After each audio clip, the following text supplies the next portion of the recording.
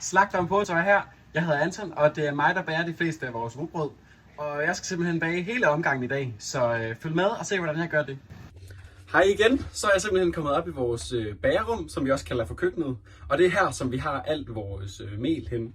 Vi får vores mel fra Eriks, og det her det er vores glutenfri soft seed blanding. Der er alt, hvad man skal bruge i, og det er super lækkert. Og jeg skal bruge 2 af de her basser på 12,5 kilo til vores glutenfri dej. Vi har jo altså også vores softkernerugbrød og vores gulerodsrugbrød, og til dem, der skal jeg både bruge noget mel, men jeg skal også bruge sådan noget her, frostplatin.